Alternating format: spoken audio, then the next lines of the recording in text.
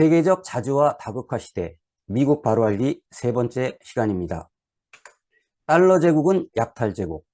네, 이번 강의를 맡은 저는 민플러스 교육원장 김장호입니다. 반갑습니다. 오늘 할 얘기는요, 크게 이렇게 5가지인데요. 미국이 제국이 되는 방법이 무엇인가? 그 다음에 달러 제국은 어떻게 등장했는가? 달러 제국은 어떻게 확대되었지? 그리고 요 밑에 또 국제분업 체계가 하나 있어요. 그래서 국제분업 체계는 어떻게 되어 있는가? 이러한 것으로 인한 달러 제국주의로 인한 피해는 어떤 것들이 있는가? 이런 거에 대해서 하나하나 알아보는 시간을 갖도록 하겠습니다. 먼저 미국이 제국이 되는 방법. 궁금하시죠? 자, 세계 최고의 재정 적자, 세계 최고의 무역 적자. 미국이 그런 나라잖아요. 그런데도 미국이 계속 돈을 벌어요. 과연 그 이유는 무엇일까? 그것을 살펴보자 이거죠. 자, 무역 적자 추이를 한번 보실까요? 2022년에 무역 적자가 140조 원에 이르렀습니다. 네, 어마어마한 무역 적자죠. 그 다음에 미국의 재정 적자가 1972년 정도만 해도 2조 달러 정도야 밖에 안 됐어요. 22년 전만 해도 한 6조 달러? 이 정도 됐단 말이에요. 그런데 올해 초, 작년 말 34조 5천억 달러. 허걱. 그럼 이게 한국 돈으로 얼마냐? 무려 물경 4경 7천조. 이 경단위는 뭐 계산해 보신 적 없죠? 네. 이렇게 심각한 무역 적자와 재정 적자를 겪고 있는 미국이 어떻게 해서 계속 부자가 되고 어떻게 해서 계속 돈을 버는가 궁금하지 않습니까? 네, 그 방법을 여러분들한테 오늘 공개하겠습니다. 자, 미국의 세계 최고의 수출 상품은 무엇이죠? 바로 달러입니다. 이 달러에 비밀이 있는 것이죠. 자, 우리는 열심히 일을 해가지고 이제 반도체, 그 다음에 자동차, TV 이런 걸 만들어서 미국에 수출을 합니다. 그러면 미국이 우리한테 돈을 줘야 되잖아요. 어떻게 돈을 줍니까? 야, 윤전기 돌려라 이래가지고 돈을 줍니다. 그러면은 이 달러를 찍는데 얼마 드냐? 8.6센트밖에 안 들어요. 100달러 찍는데. 예, 이건 제가 거짓말을 하는 게 아니라 미국 연준의 달러 주정 비용 홈페이지에 가면 나와 있습니다. 작년에 얼마 들었냐? 100달러 찍는데 8.6센트밖에 안 된다. 그럼 나머지는 뭡니까? 나머지는 남는 거잖아요. 종이장에 불과하다 이런 거죠. 그래서 이 돈을 찍어서 차익을 남기는 거, 이거를 주조 차익, 이제 영어로 뭐라 그러냐? 시니어리지 효과라고 합니다. 예. 그럼 이게 이제 어떻게 가능하냐 이거죠. 기축통화이기 때문에 가능하다 이런 뜻이거든요. 예를 들어서 우리가 이제 열심히 땀 흘려서 일해가지고 미국에 물건을 팔았는데 미국이 윤전기를 돌려서 프린트해서 프린팅 코스트, 프린트해서 우리한테 달러를 준다. 열받죠? 그럼 이제 우리나라도 미국에서 아이폰이라든가 이런 물건들이 오면 우리도 한국 돈을 찍어서 주자. 가능합니까? 불가능합니까? 불가능하죠. 예. 우리가 원화 주면 그쪽에서 뭐라 그래요? 야, 우리 원화 안 받아. 달러 가지고 와. 이렇게 얘기하죠. 예. 왜? 우리나라 돈은 기축통화가 아니기 때문에 그렇습니다. 그럼에도 불구하고 우리는 계속 원화를 찍어댄다. 그럼 무슨 문제가 생기죠? 우리나라는 엄청난 인플레가 생겨가지고 나라가 쫄딱 망하게 되죠. 그러나 미국은 아무리 돈을 찍어도 안 망한다. 왜냐? 미국은 기축통화기 때문에. 아, 그래서 미국 최고의 수출 상품이다. 달러다. 이제 이 비밀이 바로 달러가 기축통화로서 걷게 되는 이익이다. 이렇게 말씀드릴 수 있겠습니다. 이것이 바로 미국이 제국이 되는 방법. 재정 적자와 무역 적자가 세계 최고임에도 불구하고 돈을 버는 방법이다. 이런 것이죠. 자, 그럼 이런 달러 제국은 어떻게 만들어졌을까요? 이게 궁금하시잖아요. 네. 그 시작은 이렇습니다. 1944년 브레튼 우즈라는 미국의 조그만 소도시가 있었어요. 거기에 2차 세계대전이 끝나기 전에 세계의 중앙은행장들을 미국에다 불러 모읍니다. 그리고 나서 하는 말, 뭐요? 앞으로 달러 쓰세요. 무슨 뜻이냐? 이렇게 물어봤더니 그동안은 금으로 썼는데 금을 쓰지 말고 달러를 써라. 뭘 믿고 달러를 쓰라는 거냐? 이렇게 물어봤겠죠? 그러니까 뭐예요? 금 이론수 가져올 때마다 달러 35달러 줄게. 이제 이렇게 해서 달러와 금을 바꿔준다. 이렇게 이제 약속을 한 것이죠. 그러니까 이 은행장들이 그러면 뭐 믿을 만하지. 오케이. 그럼 앞으로 달러를 쓰겠다. 이렇게 해갖고 바로 달러와 금과 달러를 교환하는 금달러 보니제라는 것이 출범을 합니다. 이것이 바로 브레튼 우즈 체제라고 하는 것이죠. 그런데 1971년도에 아주 심각한 일이 벌어지죠. 어떤 일이 벌어집니까? 이른바 닉슨 쇼크.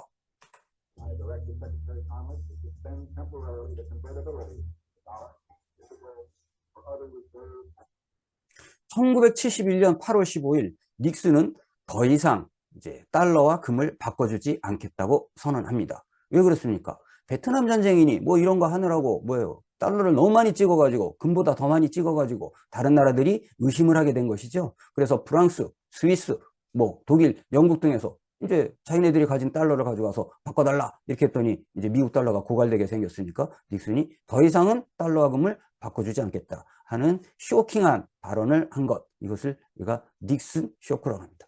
이렇게 됨으로써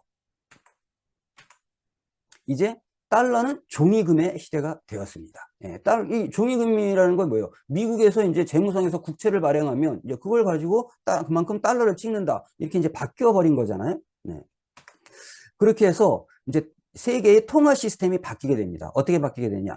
처음에는 이제 미국이 2차 세계대전이 끝났을 때 세계의 3분의 2의 금이 미국에 가 있었어요. 그러니까 이걸 바탕으로 해서 이제 뭐예요? 여기에 비례해서 우리가 달러를 찍겠다.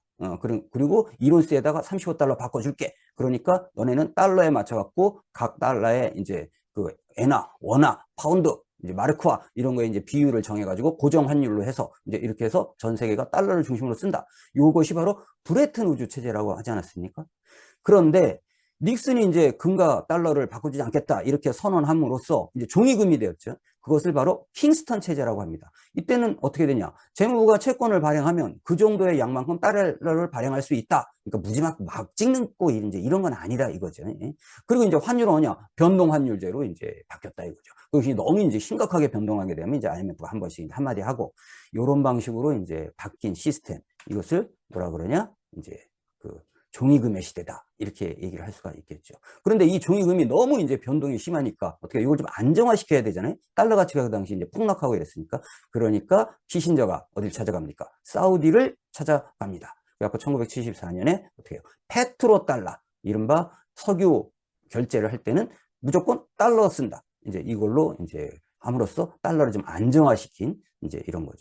그런데 이렇게 쭉 유지되어 오던 페트로 달러 시대가 얼마 전에 뭐예요? 사우디가 이 페트로 달러에 대한 협정을 연장하는 것을 거부함으로써 이제 페트로 달러 시대도 끝났죠.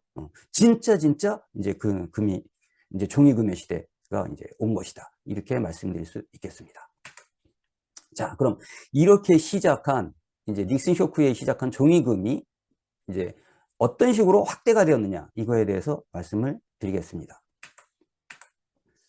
이제 바로 이 종이금을 마구마구 찍음으로써 금융자본주의 시대가 이제 시작이 되는 건데요. 지금 미국의 달러량을 발행하는 것을 한번 보겠습니다. 어느 정도냐? 1980년부터 2007년까지 10년 주기로 2배씩 증가합니다. 보실까요? 1980년부터 90년대까지 2배, 그 다음에 2000년대까지 2배, 2010년대까지 2배, 이렇게 해서 계속 이제 2배씩 증가를 했다 이거예요. 그런데 2008년 양적 완화, 이른바 금융공황 이후에 3차례의 발적 하나를 6년 동안입니다. 그래서 1차, 2차, 3차. 그래서 얼마를 뿌렸냐? 4조 5천억 달러의 달러를 찍었습니다. 그래서 와, 이거 너무 많이 찍은 것 같은데? 이러면서 조금 줄이려고 했어요. 그런데 뭐가 터졌습니까? 코로나가 터졌죠. 2019년 코로나 팬데믹 이후 이 6년 동안 한 것보다 더 많은 5조 달러 이상을 불과 3개월 만에 찍어서 이제 뿌렸다. 그러니까 뭐야? 전 세계는 뭐야? 달러가 막 흥건하게 가득 차 있다. 이런 뜻 아니겠습니까? 예. 이렇게 어마어마하게 달러를 찍어댄 걸 바탕으로 해서 이른바 금융자본주의라는 것이 이제 시작이 되는 겁니다. 그래서 이제 결국 나중에 이제 금융공황까지 가게 되는데 그 근본에는 어떤 것이 있냐? 자, 보십시오. 2016년 블룸버그의 발표에 의하면 여기에 GDP 총 생산량이 세계적으로 77조 정도 됩니다. 그러니까 여기 뭐 78조 정도 되겠네요. 예. 그런데 여기에 보시면은 주식 시가총액이 이제 한 3조 정도 더 많았고 81조. 여기 보면 채권이 215조. 여기 부동산이 217조. 파생 상품이 544조. 이렇게 해서 이 양적 완화로 의해서 글로벌 금융자산이 1000조 달러에 했다. 여기 78조. 이거 다 합치면 한 1000조 달러 되잖아요. 이거는 뭐예요? 이 GDP 78조 정도의 몇 배가 된다는 거냐? 12배가 된다. 이런 뜻입니다. 그러니까 뭐예요? 실물 경제에 들어가는 돈에 비해서 돈 놓고 돈 먹는 금융시장에 돌아다니는 돈이 12배나 많다. 이런 것이죠. 이게 바로 금융자본주의, 카지노 자본주의다. 이런 것이죠. 결국 이 카지노 자본주의는 어떤 식으로 전 세계를 돌리냐. 이른바 어마어마하게 달러를 지겨서 금융자본주의를 만든 다음에 달러 순환체계, 달러 환류체계를 만들게 됩니다. 이것은 미국이 달러를 찍어서 얻는 주조차익 플러스 두 번째 미국이 부자가 되는 이제 그 이유다. 이렇게 말씀드릴 수 있겠습니다. 그걸 자세히 설명을 드리면 여기 보시면 미국은 무역이 적자죠? 수입을 많이 하니까. 중국, 독일, 한국은 무역이 흑자겠죠? 미국에 수출을 많이 하니까. 그렇게 해서 처음에 말씀드린 것처럼 우리나라, 독일, 중국 이런 나라는 열심히 땀 흘려 이래갖고 미국한테 물건을 팝니다. 그러면 미국은 뭐예요? 물건을 사겠죠? 뭐로? 달러를 찍어서 이렇게 오는 거예요. 그럼 여기에 달러가 쌓이겠죠? 여기에 쌓여있는 대미 수출국들의 달러를 가지고 뭘 하겠습니까? 뭐 금고에 넣어놔요? 그러지 않죠. 어떻게 합니까? 미국 국채를 사게 됩니다. 그럼 미국 국채를 사게 되니까 여기 왔던 달러가 다시 어떻게 됩니까? 월스트리트, 월가, 시티은행 이런 데 금고에 다시 쌓이겠죠? 이제 여기에 쌓인 다시 돌아온 달러를 가지고 미국은 다시 뭐 합니까? 우리나라에 있는 주식을 사고 우리나라에 있는 회사를 인수합병하고 우리나라에서 배당을 먹고 튀고 이런 일을 하고 있는 거 아닙니까? 그러니까 바로 우리는 미국에 열심히 일을 해서 물건을 수출해갖고 달러를 받은 다음에 그걸 국채를 샀는데 그 나라들이 다시 우리나라 자기가 다니는 회사를 먹고 있다. 우리는 아주 이상한 짓을 하고 있는 거죠. 바로 이것을 달러 환류 체계라고 합니다. 그렇기 때문에 미국은 무역이 적자임에도 불구하고 다시 환류에서 돌아온 이 달러를 가지고 다른 나라를 어떻게 보여? 자본시장을 장악하는 방법. 이것이 바로 달러 제국주의라고 할 수 있겠습니다. 이제 그 비밀이 이제 드러났죠. 엄청난 무역 적자, 엄청난 재정 적자에도 불구하고 미국이 돈을 버는 방법. 이렇게 해서 이제 돈 놓고 돈 먹기로 이제 그 먹고 살았던 이 카지노 자본주의가 결국은 2008년도 금융공황으로 파국을 해서 리만 브라더스를 시작으로 해서 하니까 이제 미국 국민들이 열받아 갖고 아큐파이 이제 이런 운동도 하게 되는 거 아니겠습니까? 이제 이렇게 돼서 이것이 다시 2015년 유럽의 재정 적자로 막 흘러 들어가고 이제 이렇게 해서 전 세계가 위기에 빠졌던 이것이 바로 이제 미국의 달러 제국의 파산이다. 이제 이렇게 얘기할 수 있겠습니다. 그럼 이러한 달러 시스템이 아직도 2008년 금융공황 이후에도 계속 이제 돌아가고 있잖아요. 그럼 이걸 떠받치는 것들이 있기 때문에 가능한 겁니다. 그게 뭐냐? 응? 실제로 종이금 시대가 시작된 이후에 이제 미국의 달러를 바치는 게 IMF, 그다음에 월드뱅크, 이제 세계은행이죠. 그다음 BIS, 이제 국제 결제은행이라고 얘기하는 뭐냐? 중앙은행은 뭐예요? 달러로 준비금을 마련해라. 이제 이런 취지로 이제 그 전 세계에 이제 확산을 시키는 거죠. 이 세 개 축에 의해서 이제 달러 체제가 국제기구들에 의해서 떠받치고 있습니다. 거기다 더 결정적인 거 있죠? 바로 군사력으로. 그래갖고 이제 달러를 안 쓰고 유로화를 쓴다. 이라크 대량살상무기 있는 것 같아. 이거 쳐들어가잖아요? 이제 이런 방법으로 이제 달러 체계를 유지를 해왔다. 이런 겁니다. 그리고 이제 잘 모르는 하나가 더 있습니다. 이 달러가 세계에 어떻게 돌아다니냐? 주로 조센 피난처로 돌아다닙니다. 여기에 보면 모나코, 몰타, 이게 이제 유럽 지역이죠. 여기에 뭐 몰디브, 여기에 뭐 인도양 지역. 그 다음에 이제 아메리카라고 뭐 바하마, 버뮤다, 이게 다 조세 피난처에 여기에 이제 달러가 다 숨겨져 있는 거죠. 이 세 개 조세 피난처에 은닉된 달러 자금이 어느 정도냐? 맥킨지 계산에 의하면 26조 달러 정도 된다. 어마어마하죠. 우리나라도 여기에 많이 갑니다. 어느 정도 가냐? 지난 10년간 이 조세 회피처로 빠져나간 자금이 2,800조에 달한다는 거예요. 우리나라 1년 예산의 5배입니다. 그러니까 이제 이 가진 자들이 하는 짓이 이제 뭔지 이런 거를 알 수 있겠는데요. 이렇게 뭐예요? IMF, 월드뱅크, BIS, 조세 피난처, 군사력 이걸 가지고 달러 체제를 지금까지 유지를 해왔다. 이런 것이죠. 너무너무 이득이 되니까. 거기에다가 이제 금융 시스템뿐만 아니라 실물 경제 시스템에도 분업 체계라는 걸 제국주의적으로 이제 짜 들어가게 된 거죠. 그건 뭐냐? 바로 이런 겁니다. 글로벌 가치사슬, 글로벌 밸류 체인, GVC, 줄여서 이렇게 얘기하는 게 제국주의 국제분업 체계죠. 이른바 세계 공급망이라고 얘기하는, 이제 이걸 정확히 번역을 하면 제국주의 국제분업 체계입니다. 어떻게? 미국이 이제 금융을 돌려서 뭐예요? 이제 이 실물 경제에 이제 돈을 댑니다.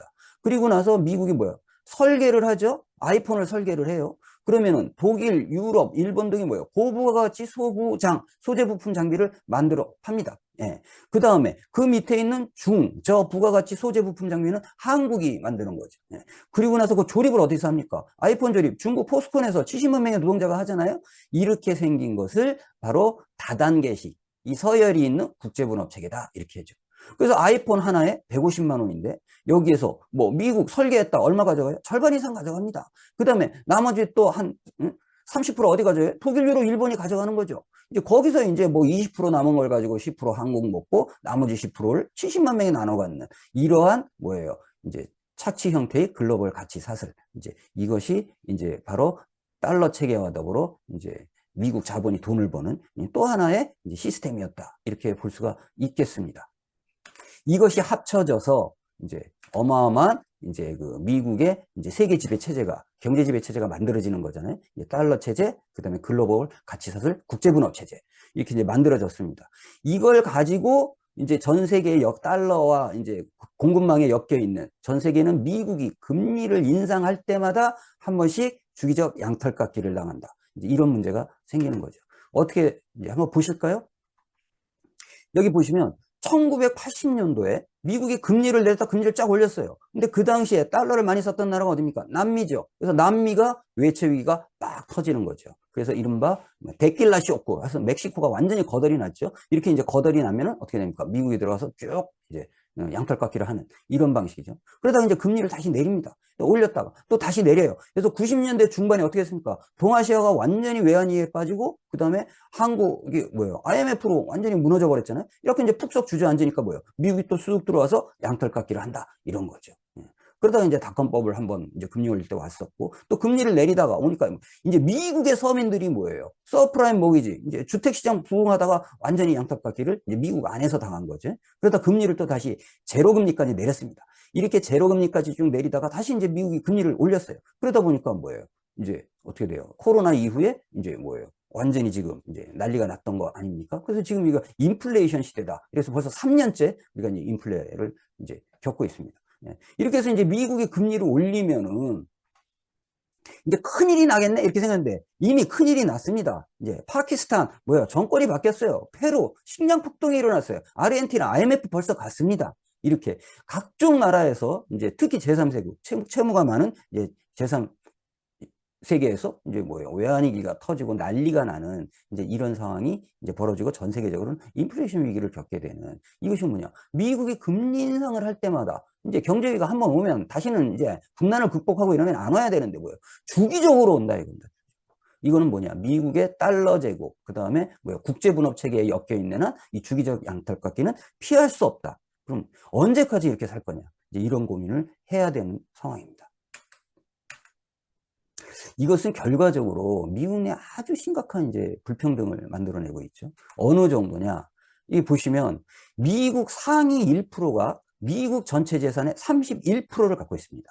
그러면 10% 정도는 어느 갖고 있느냐? 미국 상위 1%에서 10%그 사이가 38.2%를 가지고 있습니다. 이렇게 되면 어떻게 돼요? 상위 1%, 31%, 상위 10%는 70%를 갖게 되는 것이죠. 그러면 궁금해지지 않습니까? 미국 국민들 한 50%는 얼마를 갖고 있는데 미국 하위 50%는 2%, 미국 하위 50%는 2%를 갖고 있다. 이렇게 돼 있습니다. 쇼킹하지 않습니까? 어떻게 미국, 세계에서 제일 잘 산다는 미국 국민의 50%가 미국 재산이 2%밖에 안 갖고 있습니다. 저는 그게 처음에 이게 오타인 줄 알았어요. 그런데 팩트더라고요. 팩트인데 이것도 몇 년 전 통계입니다. 지금 어느 정도냐? 1%로 줄었답니다. 이렇게 바로 달러 제국, 그 다음에 뭐예요? 제국주의 국제분업 체계 속에서 미국 국민들은 뭐예요? 1%밖에 재산을 갖고 있지 않은 매우 심각한 불평등에 처해 있다. 그렇다면 세계는 어떠냐? 세계 역시 불평등이 심화되고 있습니다. 어느 정도냐? 코로나를 거치면서 보십시오. 상위 62명, 62%가 아닙니다. 62명의 총 자산이 얼마냐 했을 때 슈퍼리치라 그러죠. 이 뭐야 워렌 버핏, 빌 게이츠, 제프 메조스, 앨런 머스크 이런 사람들이잖아요. 이런 사람들의 62명의 총 자산이 전 세계 하위 50%. 그러면 이게 인구가 얼마입니까? 한 40억이 넘는 인구 아니겠어요? 이 재산보다 많다는 거예요. 이게 말이 됩니까? 이게 2015년입니다. 2015년 벌써. 예, 이게 바로 옥스팜에서 나온 보고서인데요. 이럴 정도로 세계적으로 이제 불평등이 심하다. 이것이 바로 달러 제국주의와 이제 제국주의 국제분업체가 가져온 세계적인 불평등, 빈부격차의 문제다. 이렇습니다. 그래서 온 세계가 이제 피해를 받고 있는 것이죠.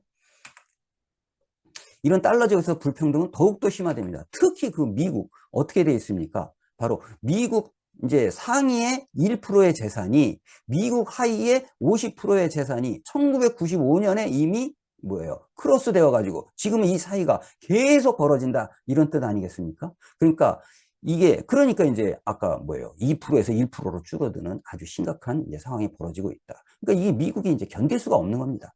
예. 바로 이렇게 해서 미국과 전 세계의 불평등이 심화되는 것이 바로 달러 제국주의가 가져온 것이고, 그래서 이 강의의 제목이 뭐였냐? 미국 달러 제국은 약탈 제국이다. 이렇게 말씀드리는 겁니다. 네, 이만 하겠습니다.